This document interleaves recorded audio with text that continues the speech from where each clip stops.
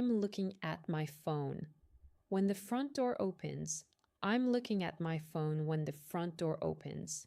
Emily's name is still on the screen. Running late, 20 minutes, and I haven't had time to close the message before Tom walks in. He wasn't supposed to be back for another hour. Forgot my wallet, he says, and his voice is so gentle, so careful, like I'm made of glass. He's been using that voice for 7 weeks now, ever since. I lock my phone screen, but not before I see his eyes flick to it, just for a second. Then he's moving past me toward the bedroom, and I'm sitting on the couch in the yoga pants he bought me. Soft, he said, because everything else hurt my skin, and the oversized sweater that used to be his. He comes back with his wallet, stops in front of me. Do you need anything else while I'm out?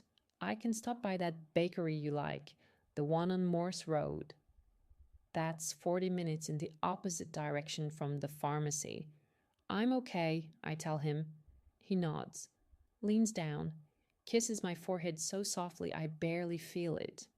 I love you, he says. I'll be back soon. The door clicks shut. I wait 30 seconds, listening to his truck start, listening to it pull away. Then I open my phone again. He's gone, I text Emily. Can you come here instead?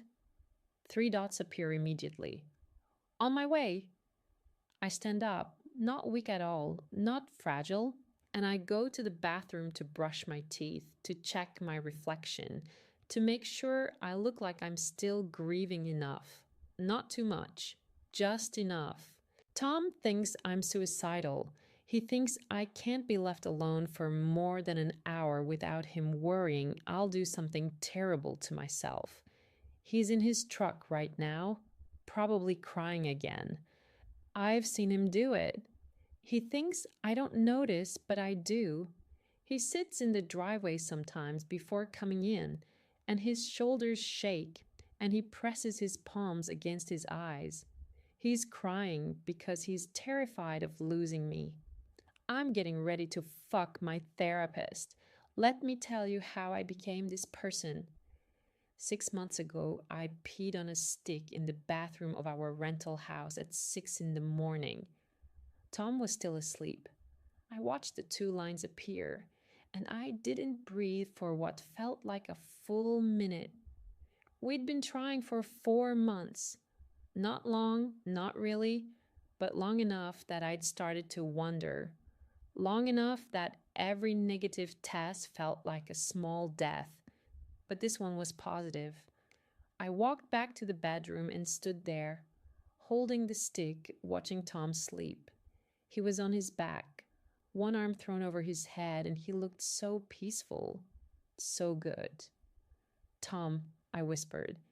He opened his eyes immediately, the way he always does, instantly awake, instantly alert. What's wrong? Nothing's wrong. I held up the test.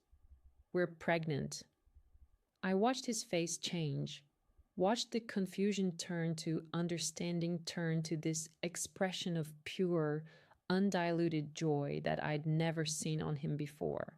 He sat up so fast he nearly fell out of bed, and then he was standing, taking the test from my hand with fingers that shook. Is this real? It's real. He looked at me, and his eyes were wet. Tom Miller, 6'3", 210 pounds of solid muscle, had tears running down his face. We're having a baby, he said, like he needed to hear himself say it. We're having a baby. He pulled me into his arms so gently, like I was already something precious and breakable. I'm going to take care of you, he said into my hair. Both of you, I promise. I'm going to take care of everything. And he meant it. God, he meant it. The first 12 weeks were easy. Morning sickness, but manageable. Tom would wake up early to make me ginger tea before he left for the construction site. He'd leave little notes on the bathroom mirror. You're already the best mom, and our baby is so lucky. We told our families at 10 weeks. My mother cried. Tom's father clapped him on the back and said, "About time, son." We started looking at baby names, started talking about turning the second bedroom into a nursery. Tom made 85,000 a year as a site foreman. We weren't rich, but we were comfortable. We'd been saving for a down payment on a house. "The baby can have the house fund," Tom said. "We'll rent a little longer. It's fine." At 14 weeks, we found out it was a girl. Tom cried again. "A little girl," he kept saying. "Sarah, we're having a little girl."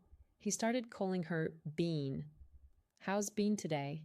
he'd ask every morning, his hand on my barely there bump. "Is she being good to her mama?" I loved him so much in those moments. I loved him with this fierce, overwhelming certainty that I'd chosen the right person, that our daughter would have the best father in the world. At 15 weeks and 6 days, I started bleeding. Not a lot at first, just spotting. I called my OB and they said to come in. Probably nothing, but better to check. Tom left work immediately.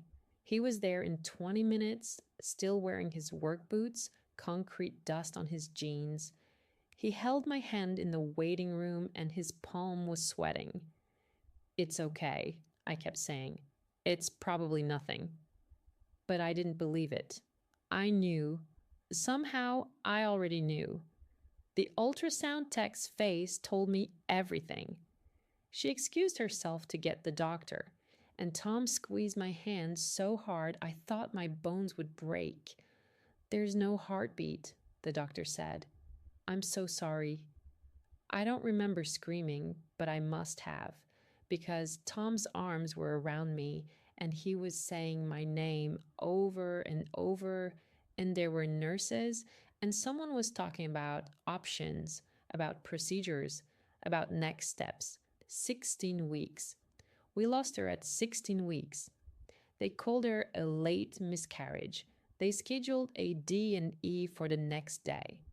They sent us home with pamphlets about grief counseling and support groups and what to expect physically. Tom drove us home in complete silence. When we got to the house, he helped me inside like I was an invalid.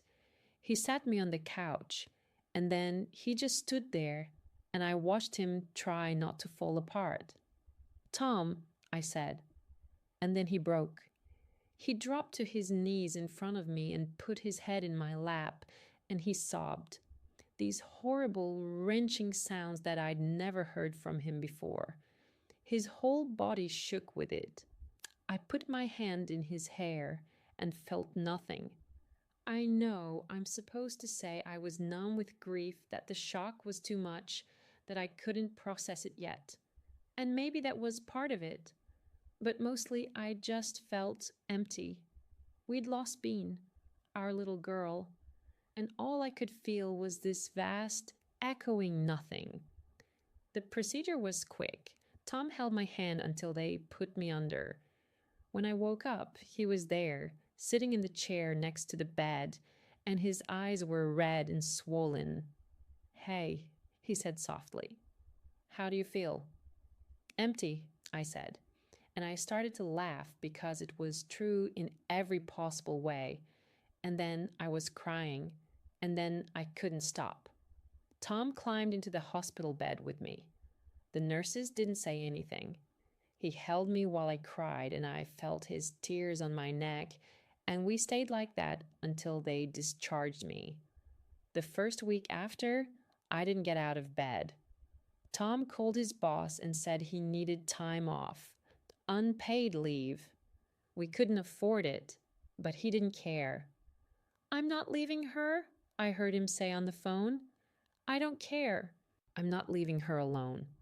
He slept on the floor next to the bed because I couldn't bear to be touched, but also couldn't bear to be alone. He'd pull his sleeping bag right up against my side of the bed, and he'd reach up and hold my hand while we slept. When I couldn't eat, he'd make soup and sit next to me with a spoon. Just one bite, he'd say. For me, please.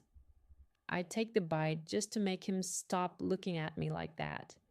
He didn't shower for 3 days because he didn't want to leave me alone for even 10 minutes. When I finally told him he smelled, he left the bathroom door open so he could hear me if I called. On the 14th night, I woke up and he wasn't on the floor. I panicked. Actual, breathless panic. Tom? I'm here. He was sitting in the corner in the chair by the window. Couldn't sleep. Didn't want to wake you. What are you doing? Watching you breathe, he said quietly. Making sure you're still here. He thought I was going to kill myself. Maybe I was. I don't know. The thoughts were there, circling, but they were abstract, distant. Come here, I said. He came back to his spot on the floor, took my hand. I'm not going anywhere, I told him. Okay, he said, but he didn't believe me. I could hear it in his voice. Week 3, Tom's mother came over. She brought a casserole and hugged me and cried with me and said all the things people say. It's not your fault. Everything happens for a reason. You can try again. After she left, I locked myself in the bathroom and stared at the Xanax prescription the doctor had given me. I counted the pills, did the math. Tom knocked softly. Sarah, you okay? I flushed the toilet, ran the water. Yeah. But when I opened the door, he looked at the pill bottle in my hand, and I saw his face change. Give them to me, he said. What? The pills. Give them to me. Tom, I wasn't... Please. His voice broke. Please, baby. Just let me hold on to them. I'll give you one when you need it. Please. I gave him the bottle. That night, I heard him on the phone with someone. His voice low, scared. She won't leave the bathroom. She keeps saying she's fine, but I don't know what to do. I don't know how to help her. Week 4, he sold his motorcycle. I didn't know until I saw it was gone from the garage. His Harley Davidson Softail. He'd had it since before we met. He loved that bike. He used to take me on rides on Saturday mornings, and I'd hold on to him, and we'd drive out to Alum Creek, and everything felt infinite. Where's the bike? I asked. Sold it. Why? We need the money. My leave is unpaid, and your short-term disability hasn't kicked in yet, and we need money, Sarah. It's just a bike. Tom, you love that bike. I love you more. He said it so simply, like it was the most obvious thing in the world. It's just a thing. You're my life. I should have felt something. Gratitude, love, guilt. I just felt more empty. Week 5, Tom's boss called. They needed him back. They'd been patient, but they had deadlines, and he was the foreman, and if he didn't come back soon, they'd have to replace him. Tell me what to do, Tom said to me that night. Do you need me here? I'll quit. I don't care. Just tell me what you need. Go back to work, I said. We need the money. I need you alive more than I need money. I'm not going to kill myself. Promise me. I promise. He went back to work, but he called me every hour, every single hour. Just checking in. How are you feeling? Did you eat? What are you doing right now? His boss pulled him aside after day 2 and told him that if he couldn't focus, he was a liability on site. Tom told me this, and he looked so broken. I can't concentrate, he said. I'm so fucking worried about you all the time. I'll get help, I said. I'll see someone, a therapist. His face lit up with so much hope it physically hurt to look at. Yeah? You'd do that? Yeah. He pulled me into his arms, and I felt his whole body relax. "Thank you," he whispered. "Thank you, baby. This is good. This will help. I know it will." He found Dr. Emily Vance's name through our insurance, grief counseling specialist, great reviews. She had a cancellation and could see me that week. Tom drove me to the first appointment, walked me to the door. "I'll be right here when you're done," he said. "I'm so proud of you for doing this." I walked into Dr. Emily Vance's office and she stood up to greet me. Mid-30s, professional, pretty in a subtle way, warm smile, soft voice. "Sarah," she said, taking my hand. "I'm so glad you're here. Please sit." I sat, and for the first time in 5 weeks, I felt something other than empty. The first session was standard.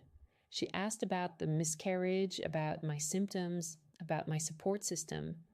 I told her about Tom, about how good he'd been, how patient. "It sounds like he loves you very much," Emily said. "He does." "And how do you feel about him?" I paused. "I love him, but I can't feel it right now. I can't feel anything." Emily nodded, wrote something down. "That's very common. Grief can create emotional numbness. It's a protective mechanism." We talked for 50 minutes. When the session ended, she walked me to the door and she put her hand on my arm, just briefly, just a touch. "You're going to get through this," she said. "I promise." Her hand was warm, solid, real. I felt something. Tom was in the waiting room, standing up the second he saw me. "How was it?" "Good," I said. "Really good." And it wasn't a lie. Not yet. Week 6, I started seeing Emily twice a week.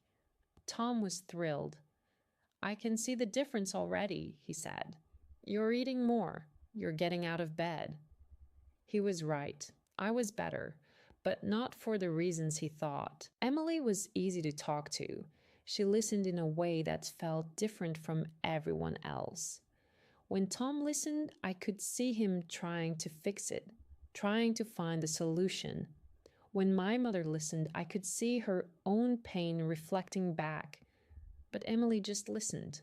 No agenda, no judgment, no desperate need for me to be okay so she could stop worrying. "Tell me about Tom," she said during week 7. "What about him?" "He sounds wonderful, supportive, everything a partner should be." "He is. But?" I looked at her. "How did you know there was a but?" She smiled. "There's always a but." I took a breath.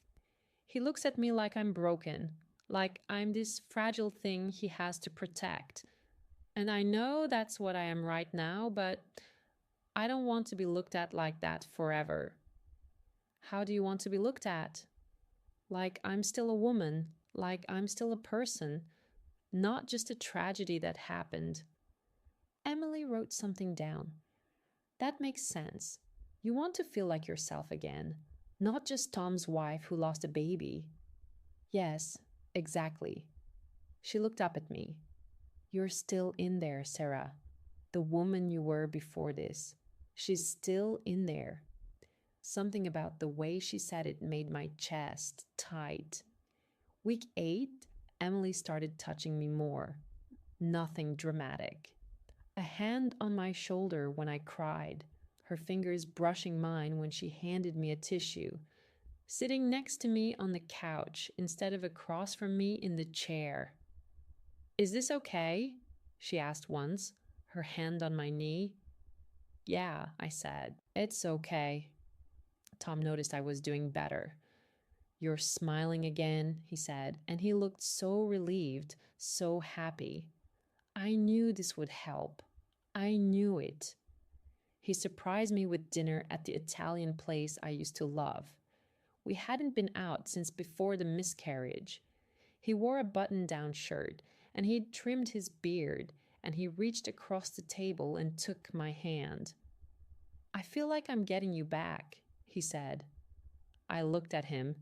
This good, kind man who'd given up everything to keep me alive, and I felt nothing.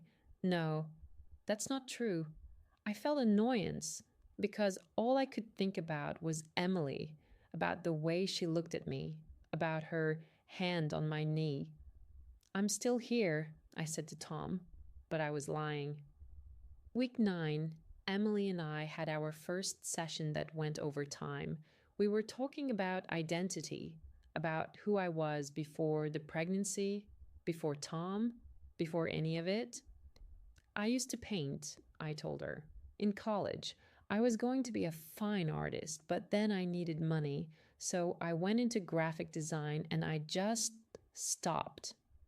Why did you stop? Life, paying bills, being practical. Tom wanted you to be practical? No, he didn't. It wasn't like that. He would have supported me doing anything. He's always been supportive. But you stopped anyway. I stopped anyway. Emily leaned forward. What if you started again? Now? Why not now? What else are you going to do with your grief? You can let it destroy you, or you can turn it into something. I stared at her. No one else had talked to me like this. Everyone else tiptoed. Everyone else treated me like I was made of spun glass. I don't know if I can, I said. Yes, you can. She reached out and took both my hands. Sarah, you are so much stronger than you think. I can see it. I can see who you really are. Her hands were warm. Her eyes were so intense, so focused on me. You see me? I said quietly. I do. The session went 90 minutes. When I walked out, Tom was in the parking lot, leaning against his truck. He'd been waiting an extra 40 minutes. Sorry, I said. We lost track of time. It's okay. He kissed my forehead. I'm just glad it's helping. On the drive home, he told me he'd picked up a second project at work. Weekend overtime. We're behind on the credit cards, he said, from when I was off. But it's okay. I'll catch us up. He was working 6 days a week to pay for the therapy sessions where I was falling for my therapist. I told myself it wasn't like that. I told myself I was just connecting with her as a patient, as someone who needed help, but I knew exactly what it was. Week 10, Emily crossed the line. We were talking about touch, about how I'd told Tom I couldn't bear to be intimate since the miscarriage, about how my body felt wrong, foreign. Do you think that will ever come back? I asked. The desire? Yeah. Maybe not with him, Emily said quietly. I looked up. What? She held my gaze. Tom is a good man. I believe that. But he was there. He's tangled up in all of this. Every time he touches you, you're going to remember. The pregnancy, the loss, all of it. So what am I supposed to do? You need to feel like yourself again, like a woman, like someone who isn't just a walking grief project. And how do I do that?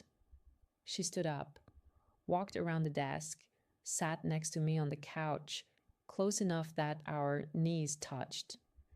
You let yourself feel something new, she said, something that isn't connected to any of that pain. My heart was pounding. Emily, I know this is unconventional, she said. I know I'm your therapist. But Sarah, I can't stop thinking about you. And I think maybe you've been thinking about me too. I should have said no. I should have stood up and walked out and reported her. But she was right. I had been thinking about her. This isn't appropriate, I said, but my voice was weak. I know, but when has grief ever been appropriate? When has any of this been fair? She reached up and touched my face, and I let her. You deserve to feel alive again. She leaned in, gave me time to pull away. I didn't pull away. When she kissed me, I felt everything I hadn't felt in 10 weeks: heat, desire, that electric current of being wanted, not pitied, not handled with care. Wanted. We pulled apart, and I was shaking. I can't. Tom? Tom doesn't have to know, Emily said softly.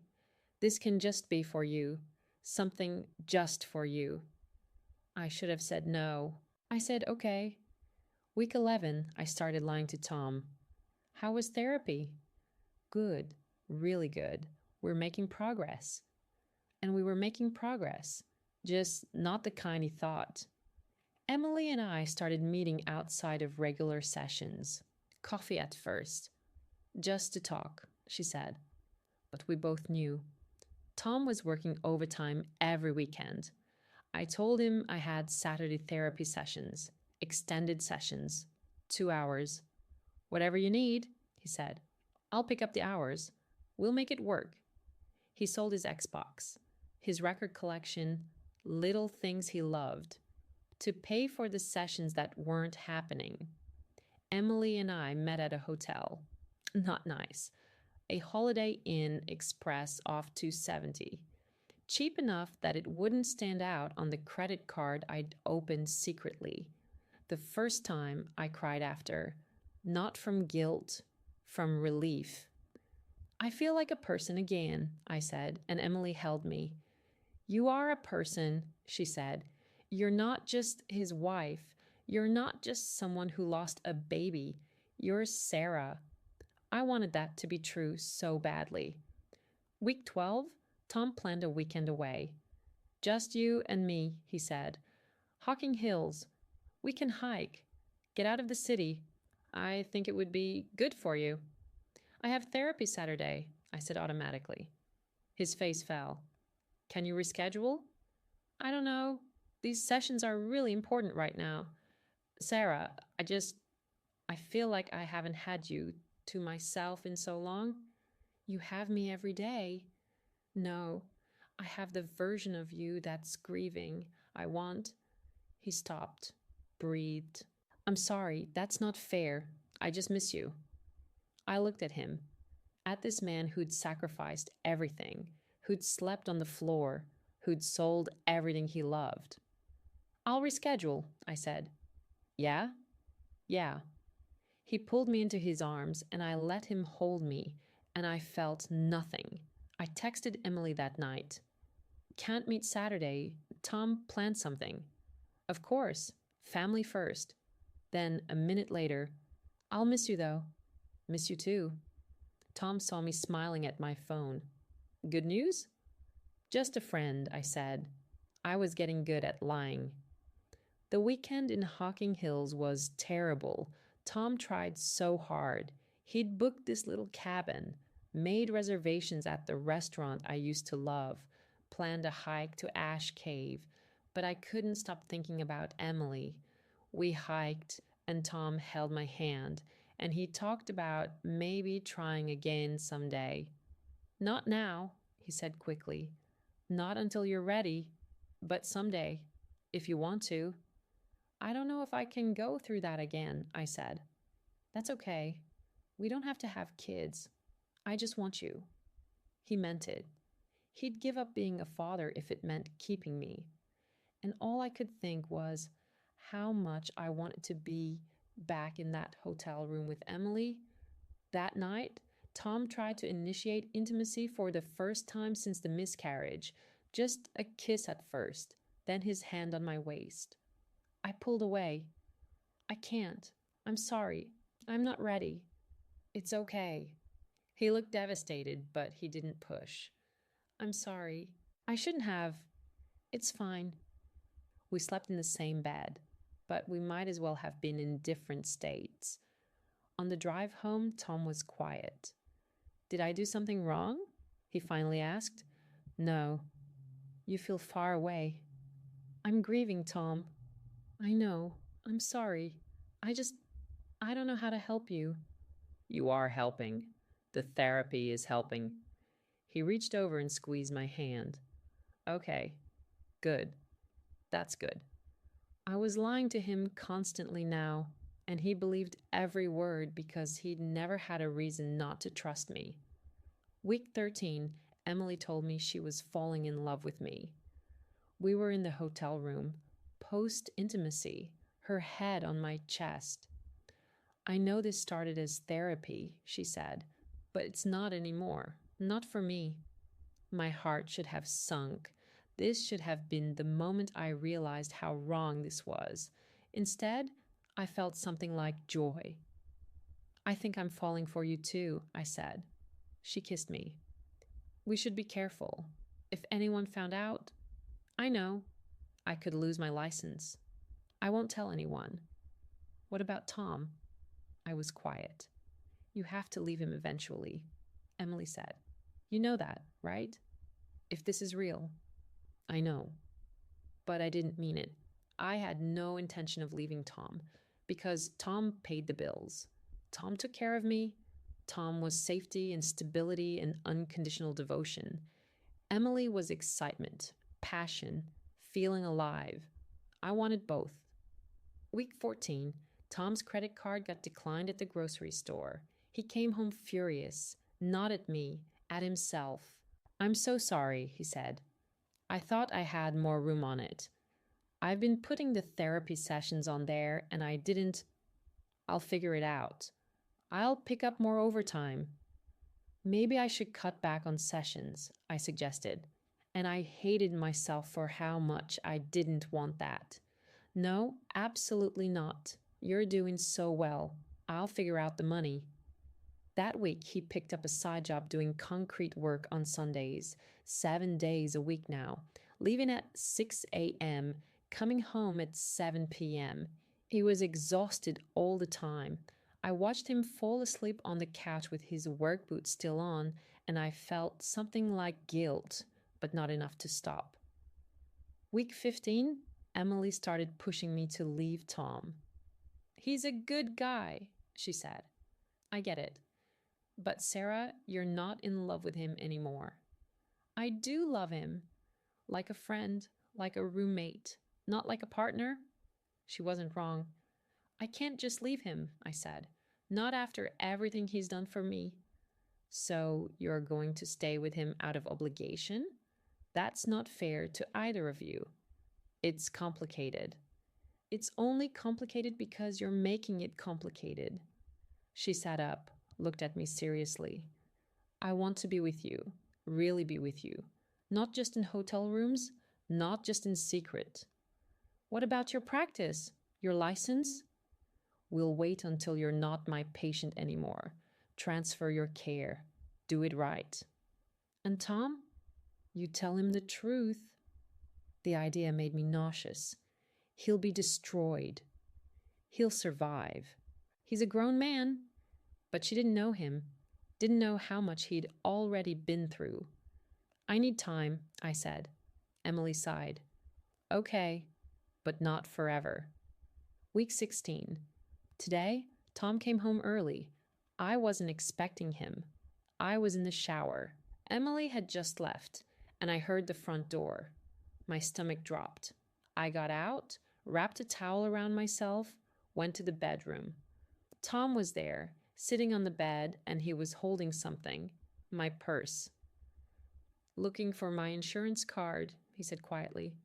Mine expired. Thought you had the new ones. Okay. He looked up at me. His eyes were red. Found this instead.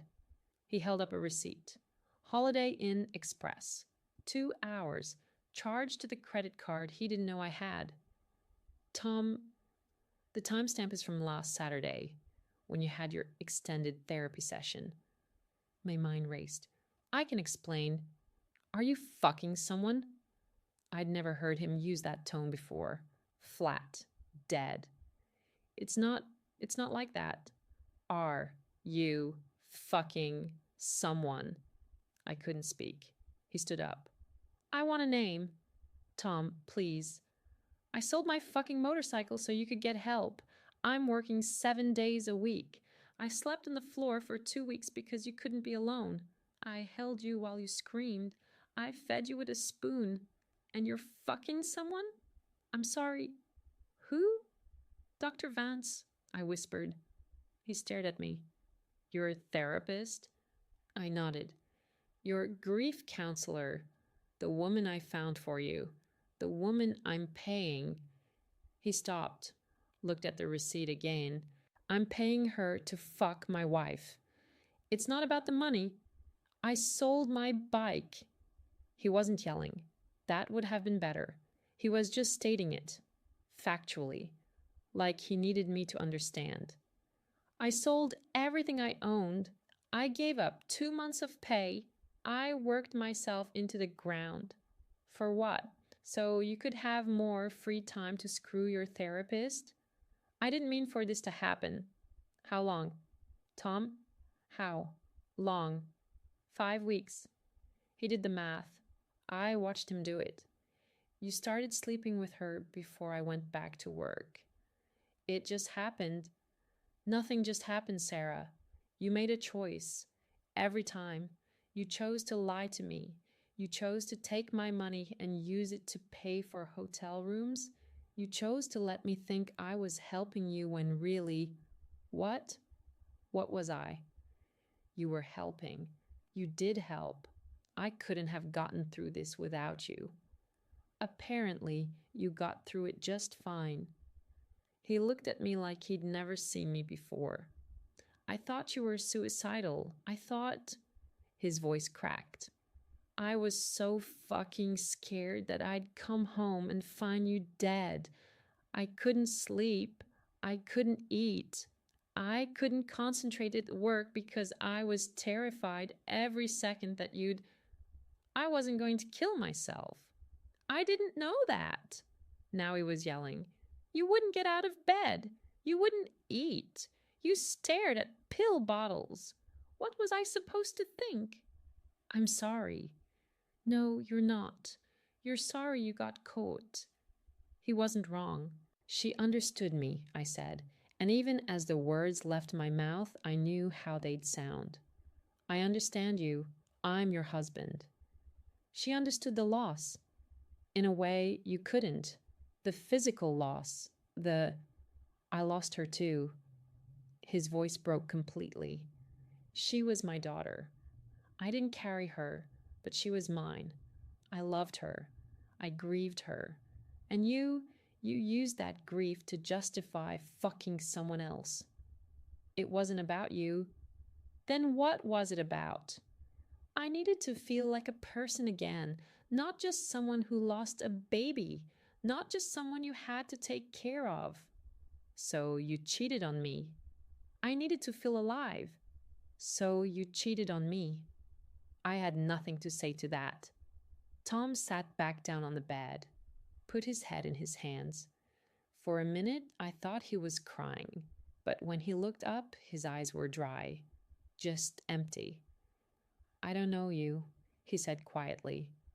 I thought I did, but the person I know wouldn't do this. The person I know wouldn't look at me every day, let me sacrifice everything and lie straight to my face.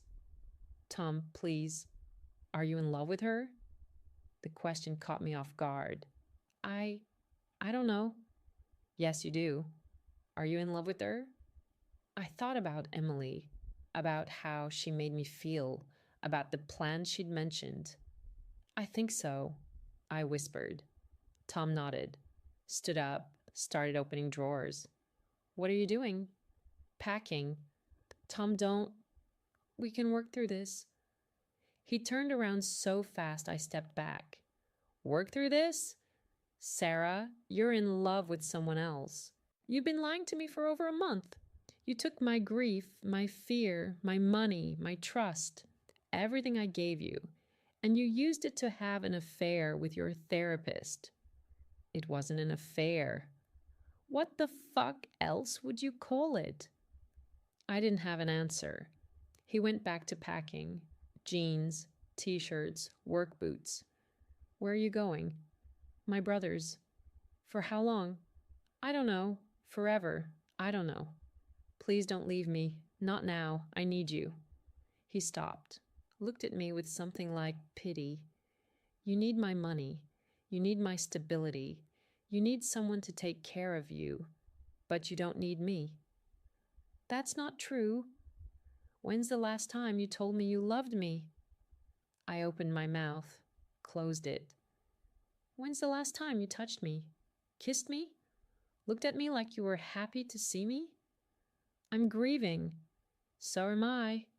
His voice was quiet again. I'm grieving too, but I didn't fuck my therapist about it. He zipped the bag, walked past me to the door. I'll file for separation tomorrow. My lawyer will contact you. Tom, please. I'm reporting Dr. Vance to the licensing board. What she did, taking advantage of a vulnerable patient, that's predatory. She didn't take advantage of me. Yes, she did, but you're too far gone to see it. He opened the front door. I loved you. I would have done anything for you. I gave you everything I had. I know. It wasn't enough. Tom, I hope she's worth it, he said. I hope she makes you feel alive, because you just killed the best thing you'll ever have. He walked out. I heard his truck start, heard it pull away. I stood in the doorway of our bedroom, the room where he'd slept on the floor to keep me alive, and I waited to feel something. Regret, shame, horror, anything. I picked up my phone and texted Emily. He knows. He left. Can I see you? 3 dots appeared, disappeared, appeared again. Sarah, I think we need to take a step back. This is moving too fast. Let's cool off for a bit. I stared at the message. What? I care about you, but if Tom is reporting me, I need to protect myself. I can't see you right now. I'm sorry. You said you loved me? I do, but I have a career, a life. I can't lose everything. So that's it? You're just done? I need space. Please understand. I called her. It went to voicemail. I called again. Voicemail. Again. Voicemail. She'd blocked me. That was 3 months ago. Tom filed for separation the next day, like he said he would. Divorce papers came 2 weeks later. I didn't contest them. He reported Emily to the Ohio Counseling, Social Worker, and Marriage and Family Therapist Board. They opened an investigation. I had to give a statement. So did the hotel. So did other patients who came forward after they heard about it. Emily lost her license 6 months after the investigation started. She tried to contact me during it, asking me to lie for her, to say it was consensual, to say I pursued her. I did lie for her. I told them I'd initiated it, that I'd been the one to pursue her. It didn't matter. The power dynamic was the issue.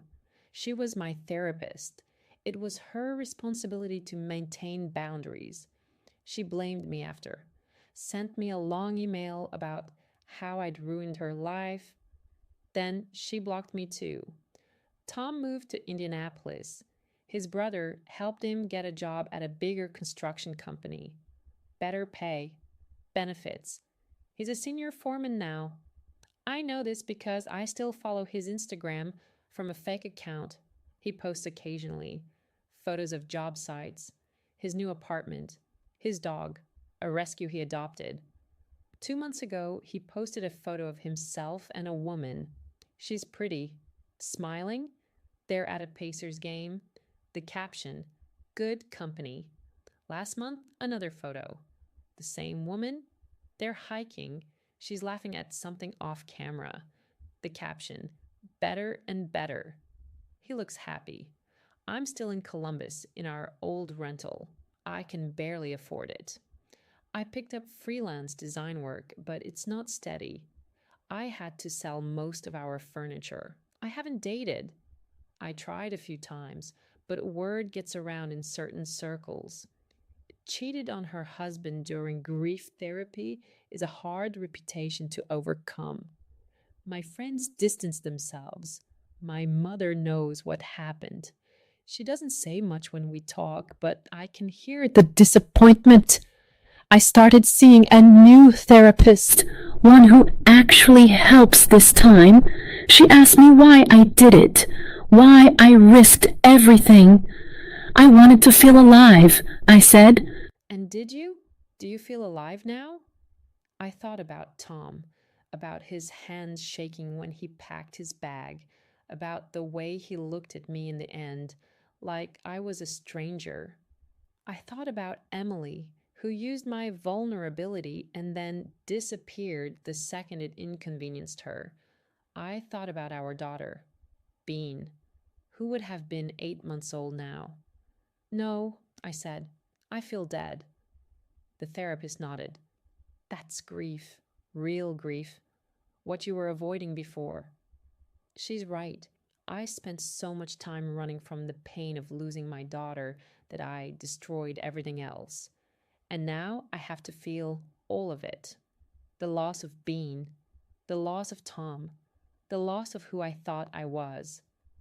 I told myself Emily understood me better than Tom, that she saw me as a woman, not just a victim, that she made me feel alive.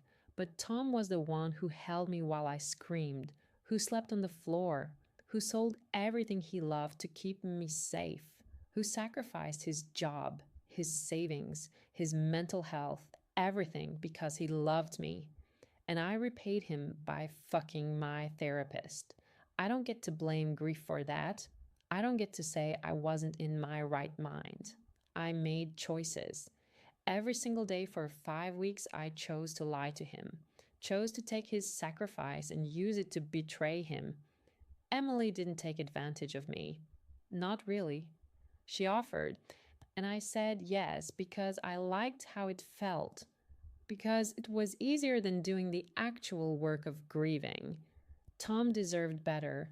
Bean deserved better. I tell myself sometimes that maybe I can fix this, that maybe if I reached out to Tom, if I apologized, if I explained, but I don't, because he's happy now. He's moved on. And the kindest thing I can do is leave him alone. Sometimes I dream about the life we could have had. Tom and me and Bean in a little house with a yard.